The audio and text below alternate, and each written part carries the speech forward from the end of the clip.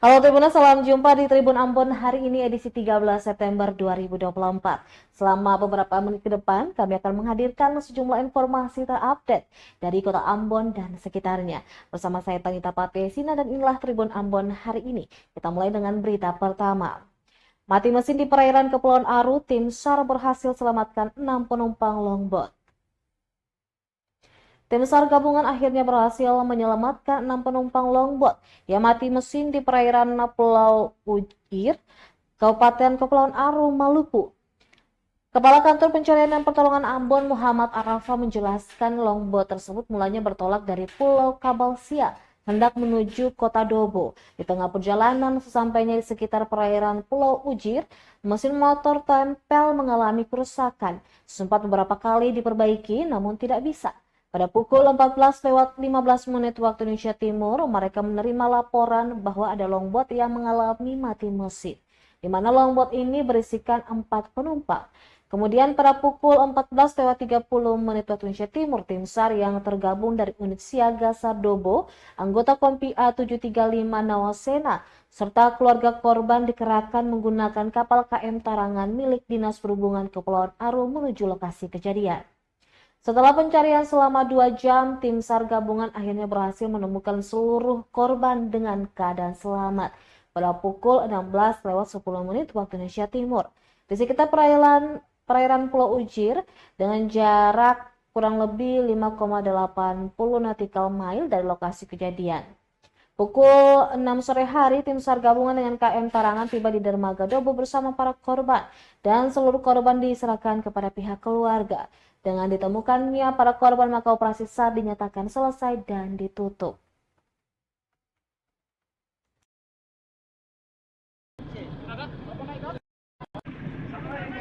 Hari pertama, kecelakaan kapal longboat dengan POB 6 orang mengalami mati mesin dan terapung apung di sekitar Pulau Ujir, Kabupaten Kepulauan Aru.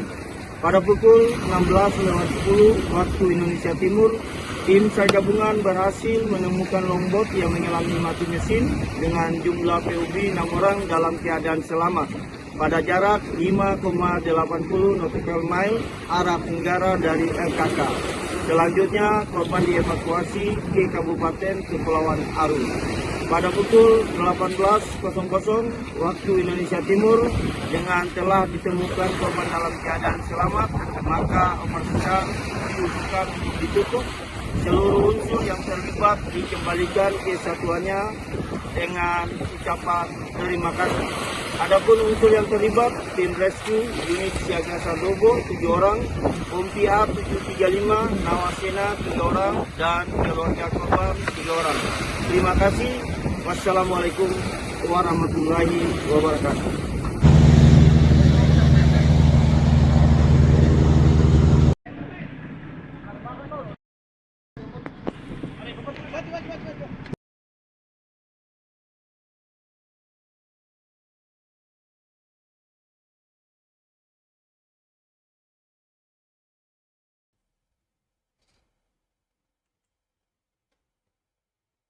Selain Salmin, Permai minta Suryadi Sabirin dipecat karena dugaan kasus pelecehan seksual. Perhimpunan Mahasiswa Hukum Indonesia Permai Ambon menggelar aksi demo di depan gerbang kantor Gubernur Maluku pada Jumat 13 September 2024. Dalam aksi itu mereka meminta agar penjabat Gubernur Maluku Sadali mencopot serta memecat Sekretaris Dinas Pariwisata Salmin Saleh dan juga PLH Sekretaris Daerah Maluku Suryadi Sabirin. Koordinator aksi Nadif Fatimura menjelaskan Salmin Saleh diduga mencabuli anak di bawah umur. Korban ialah AK, siswa magang di kantor Dinas Pariwisata Provinsi Maluku. Sementara Suryadi sempat tersangkut kasus dugaan pelecehan seksual dengan korban berinisial JL, yang adalah bawahannya saat menjabat sebagai Kepala Dinas Pertanian Provinsi Maluku. Tindakan pelecehan seksual itu tidak bergulir di ranah hukum. Menurutnya, kasus memalukan Suryadi Sabirin sangat jelas telah mencoreng wajah birokrasi pemerintah Provinsi Maluku. Untuk itu, harusnya diberikan sanksi pemecatan dari ASN. Diketahui aksi yang berlangsung sejak pukul 11 waktu Indonesia Timur sempat ricuh lantaran sejumlah oknum berpakaian preman menghalangi dan mendorong massa aksi. Koordinator aksi Nadif Fatimura mengatakan Permaki Ambon akan membawa tindakan represif itu ke ranah hukum. Sampai hari ini kami tidak tahu. Sambil menyampaikan pendapat, tiba-tiba ada oknum-oknum tertentu yang kemudian menghalangi kami dalam demonstrasi. Bahkan sampai tadi ada yang mencekik beberapa kawan kami, ada yang mendorong dan lain sebagainya. Jadi tindakan-tindakan represif yang dilakukan oleh oknum-oknum tertentu. Bahkan pihak kepolisian kemudian sengaja membiarkan hal itu terjadi. Karena kami melihat tidak ada satu bentuk perlindungan kepada kami dari pihak kepolisian, sehingga kami sangat sekali mesesalkan terkait dengan hal itu yang tadi terjadi pada kami.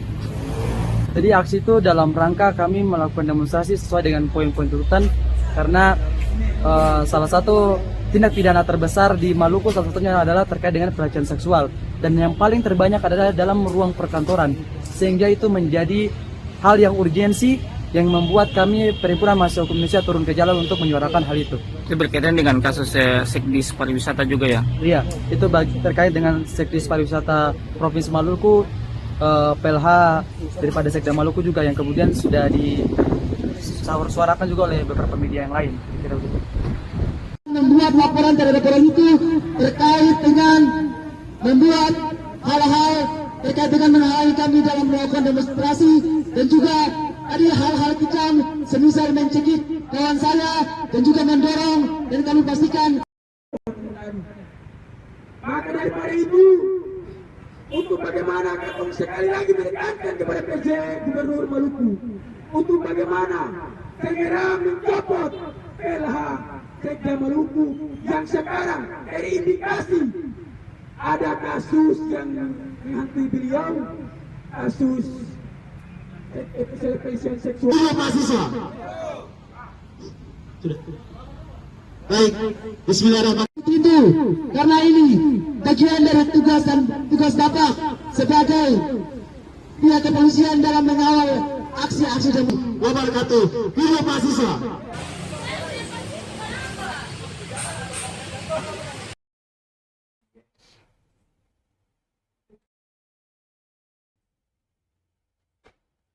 Polemik Raja di Negeri Batu Merah, Kota Ambon, Rabiatu Nurlete, bakal banding ke Pengadilan Tinggi Tata Usaha Negara. Rabiatu Nurlete, pastikan perjuangan hak atas Rah Raja di Negeri Batu Merah, Kota Ambon tak berhenti dengan keluarnya putusan Pengadilan Tata Usaha Negara tertanggal 10 September 2024. Dalam putusan PT UN itu, gugatan yang diajukan Nurlete tak diterima. Alhasil, pihaknya akan mengajukan banding ke Pengadilan Tinggi Tata Usaha Negara atau PT TUN. Menyoal surat keputusan Wali Kota 1821 tentang pelantikan Ali Hatala sebagai Kepala Pemerintahan Negeri Batu Merah. Dijelaskan pengangkatan Ali Hatala sebagai Raja Negeri Batu Merah tidak sesuai dengan struktur adat yang berlaku. Mata Rumah Hatala dianggap sebagai Kepala Dati, sedangkan yang seharusnya menduduki jabatan Raja Negeri Batu Merah adalah pihak dari Mata Rumah Parenta yakni Nurlete. Hal tersebut merujuk pada surat keputusan Sandiaga Negeri yang menetapkan Nurlete masuk Mata Rumah Parenta Negeri Batu Merah. Disesalkan sikap pemerintah kota yang melantik Ali Hatala di atas pengukuhan dirinya secara adat. Di tempat yang sama, Sandiaga Negeri yakni Abdul Rasid Wala mengakui dudukan Mata Rumah Parenta adalah Nurlete. Menurutnya pemerintah kota Ambon telah mengabaikan putusan Saniri sebagai lembaga adat. Sebagai informasi, pada 30 Maret 2022, Rabiatu Nurlete dikukuhkan sebagai Raja Batu Merah. Namun pada 11 Desember 2023, Ali Hatala secara resmi dilantik sebagai Kepala Pemerintah Negeri Batu Merah oleh penjabat Wali Kota Ambon, Bode bin Watimena, yang kemudian menjadi dasar dari gugatan yang diajukan oleh Rabiatu Nur. Dalam hal ini melanjutkan apa yang bisa dipaparkan tadi oleh orang punya ibu yang mana merupakan anak raja turunan langsung dari Abdul Wahid Nurleti sampai pada Ahmad Nurleti yang tadi sudah beliau sampaikan. Berhubungan dengan hal ini, beta sebagai bagian dari Sanirin Negeri Batu Merah, yang mana tugas beta itu adalah pertama menyampaikan aspirasi masyarakat, menampung dan menyalurkan aspirasi masyarakat. Sehingga pada hari ini beta sendiri merasa tertekan bahwa ada keluhan yang disampaikan oleh masyarakat berkaitan dengan putusan.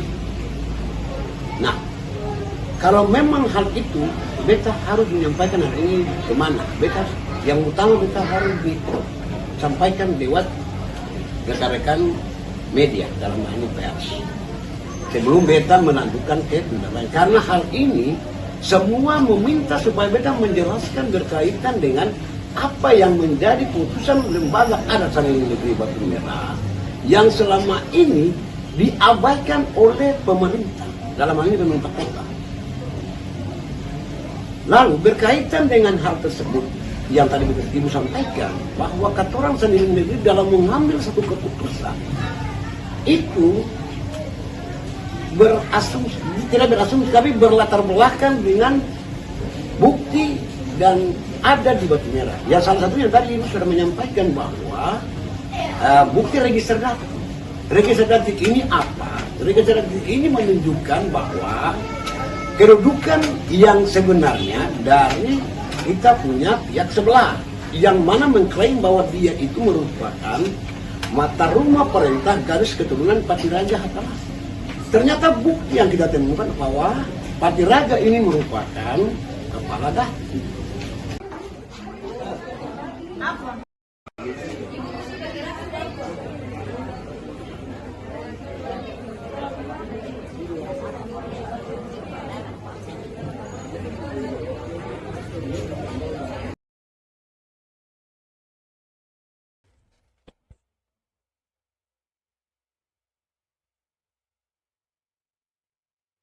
Kita beralih ke berita selanjutnya. Tribuners Black Papua Street Boxing sukses di Kota Ambon. Pertandingan tinju jalanan bertajuk Black Papua Street Boxing sukses digelar di Patimura Park, Kecamatan Sirimau, Kota Ambon, Kamis 12 September 2024. Adapun pertandingan itu diselenggarakan oleh para konten kreator yakni Ririn IMD, Black Papua, dan Suanggi Makan dalam serta didukung sejumlah sponsor lainnya. Uniknya, di samping mempertunjukkan pertarungan antar atlet tinju muda hingga para veteran, juga menampilkan para peserta yang merupakan konten kreator TikTok di Maluku. Event tinju ini mempertandingkan 10 partai kelas berat dari 50 kg sampai 84 kg dan beberapa partai hiburan. Ongen saya dari pengawal Ririn IMD, Gacor pun keluar sebagai juara pertama utama. Kepada tribunambon.com, koordinator event Yohanes Keselia mengaku event ini berawal dari keisengan dirinya memfasilitasi pertarungan tinju. Namun berkat dukungan dari para konten kreator TikTok dan KONI Kota Ambon sehingga pertandingan berlangsung sukses dan meriah. Lanjutnya, di sisi lain, event ini untuk menyadarkan pemerintah yang selama ini terkesan kurang peduli terhadap perkembangan atlet di Kota Ambon. Sebagai mantan petinju, dirinya sedih saat banyak atlet tinju asal Maluku memilih bertanding mewakili provinsi lain dalam ajang Pekan Olahraga Nasional PON 20 di Papua pada tahun 2021 lalu. Sementara petinju yang mewakili Maluku mulai loyo dan kurang mampu bersaing di kancah nasional dan internasional. Sehingga tujuan utama menyelenggarakan Black Papua Street Boxing ini adalah memotivasi semua peserta untuk bisa menjadi atlet profesional. Dirinya berharap agar pemerintah Kota Ambon bisa memperhatikan perkembangan atlet tinju sehingga bisa melahirkan atlet-atlet baru yang berkualitas dan akan lahir the next Elias Pikal.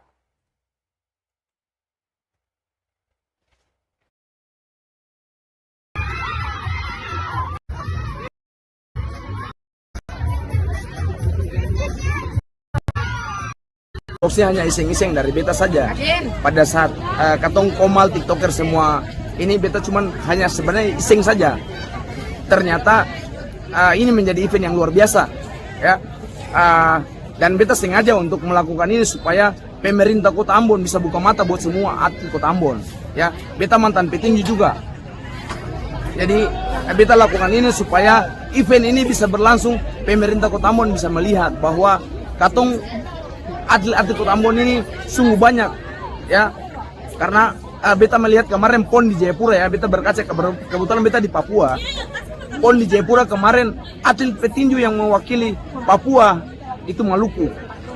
Atlet petinju yang mewakili Jawa Barat itu Maluku, dan beberapa provinsi yang diwakili oleh anak-anak Maluku yang di PON Papua adalah Maluku. Jadi beta punya tujuan untuk melakukan Papua Street Boxing, Black Papua Street Boxing ini adalah hanya untuk memotivasi semua peserta supaya katong bisa jadi atlet yang bagus, ya. Profesional.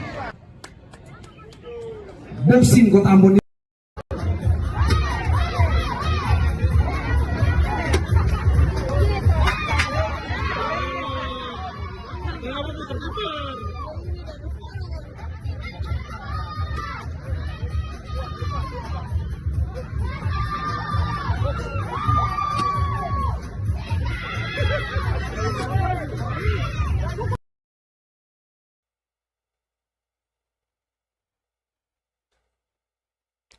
Genjot pengawasan partisipatif, Bawaslu Maluku Tenggara kini aktif menyasar mahasiswa. Upaya Bawaslu Kabupaten Maluku Tenggara untuk meningkatkan pengawasan partisipatif pada Pilkada serentak 2024 terus dilakukan. Selain masyarakat, Bawaslu kali ini menyasar mahasiswa.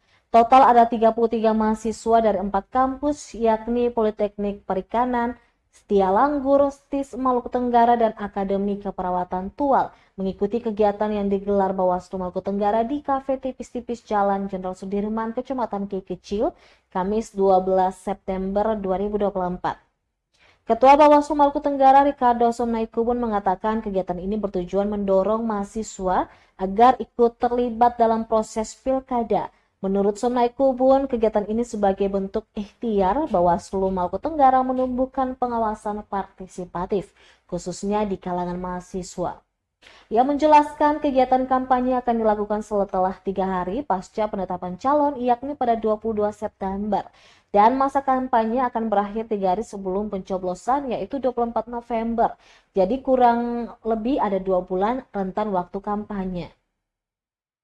Untuk itu, para mahasiswa diimbau untuk melapor jika menemukan dugaan pelanggaran seperti politik uang, intimidasi, hingga netralitas ASN.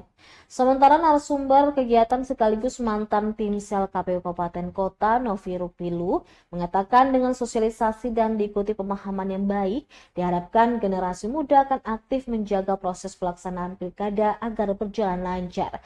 Dengan demikian, dukungan dan partisipasi aktif masyarakat diharapkan dapat menjadi tolak ukur kekuatan pengawasan partisipatif yang efektif.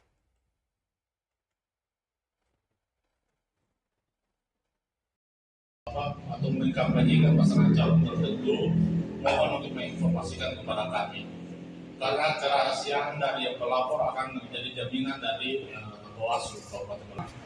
Indeks kerawanan pemilihan yang merupakan produk dari Bawaslu telah di-launching baik di tingkat nasional maupun di tingkat provinsi. Untuk di tingkat nasional, Kabupaten Maluku Tenggara masuk dalam 84 kabupaten kota yang memiliki kerawanan tertinggi secara nasional. Merupakan kegiatan lanjutan yang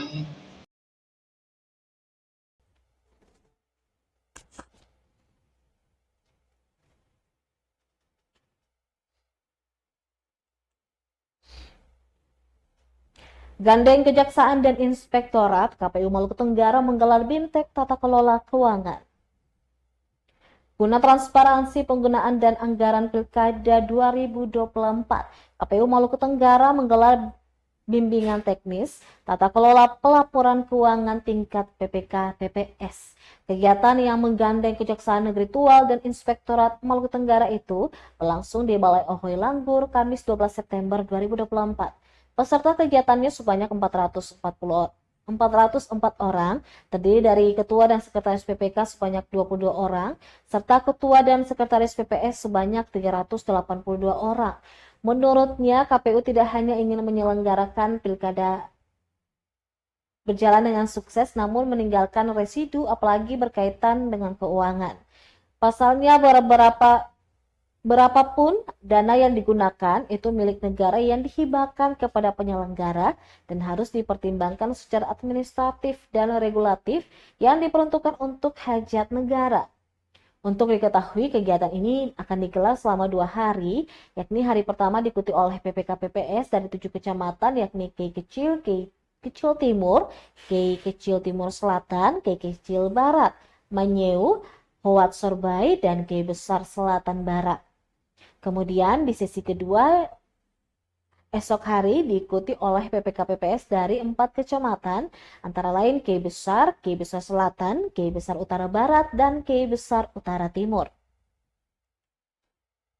Itu adalah untuk negara yang telah dihibahkan. Hibah itu bukan dinasti secara free. Ini merupakan uang negara yang digunakan diperuntukkan untuk hal pada tahun 2024. Berat untuk membunuhi pemahaman kita kaitan dengan pelaporan dan pertanggungjawaban. Senam dan Jalan Sehat sambut peringatan Harhubnas 2024 di Maluku Tengah. Menyambut Hari Perhubungan Nasional atau Harhubnas ke-53 tahun 2024, Kantor Unit Penyelenggara Pelabuhan Kelas 3 Amahai menggelar senam dan jalan sehat pada Jumat 13 September 2024. Syahbandar Amahai Abdul Radak Kalrey mengatakan Harhubnas setiap tahunnya diperingati pada tanggal 17 September. Kali ini digagas dengan tema Transportasi Maju Nusantara Baru. Kalrey menjelaskan tema yang digagas Kementerian Perhubungan di tahun 2024 ini sangat relevansi dengan visi Indonesia Emas 2045. Disebutkan peringatan Harhubnas kali ini diharapkan memperkuat jiwa korsa dan kebersamaan seluruh anggota keluarga besar sektor perhubungan, terutama di Pelabuhan Amahai. Diketahui puncak Harhubnas akan digelar upacara di Pelabuhan Amahai.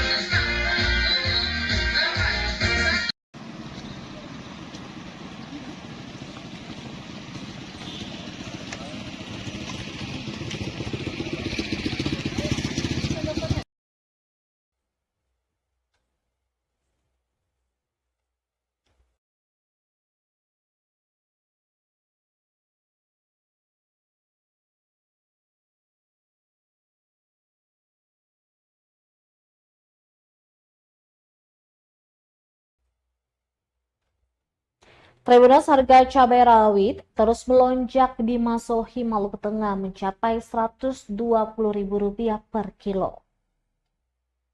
Harga cabai rawit di Pasar Binaya Masohi, Kabupaten Maluku Tengah mulai merangkak naik. Cabai rawit dijual dengan harga Rp120.000 per kilogram, setelah sebelumnya hanya berada di harga Rp30.000 hingga Rp50.000 per kilonya. Sedangkan untuk harga cabai keriting justru stabil di harga Rp55.000 per kilogram. Sementara harga tomat kini dipasarkan dengan Rp10.000 per kilogram. Dari sebelumnya hanya Rp15.000 hingga Rp20.000.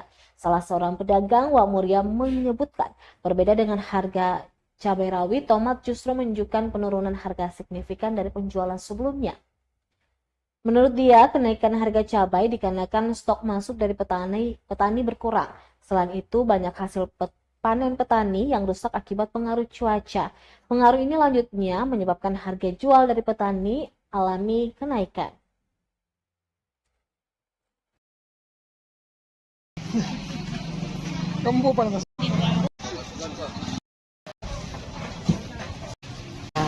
Kalau yang itu 100. Berarti jual 100 berapa?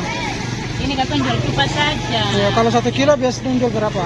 Kalau dong kok Pak, tapi kalau 20, pakai ini 1.015.000. 1.015.000. Biasanya jual 1 juta berapa? Biasanya cuma 12. 12. Orang tergantung potong, kalau ambil kan 1 kilo ini dapat 8. Kalau murah itu 5.000 ya. Oh iya 5.000. Jadi Dengan harga 41 kilo. Ini satu apa namanya sunai berapa hari? 3 hari. 3 hari ini. Oke, cili dari mana ini, Mak? Ini dari Kobi Sunter. Dari Kobi. Kalau Ambil sini, ini kan ada tapi ya, kalau ciri besar itu berapa? ini potong ambil ini 50. 50. Jadi jual 55. Oke, jadi cili besar masih stabil ya? Kalau yang Masih stabil. Kalau tomat ini berapa, Mak? tomat ini kadang jual 10, dengan bulan 8.000. Oh, jual 10 ya. Berarti ada murah memang tomatnya. Oke, baik. Mama siapa? Iya. Wamuria. Barangnya tanah kala itu kalau dia hujan nanti papang-papang ini dia katakan. Kalau di pasar-pasar bagus ya, 1 kilo.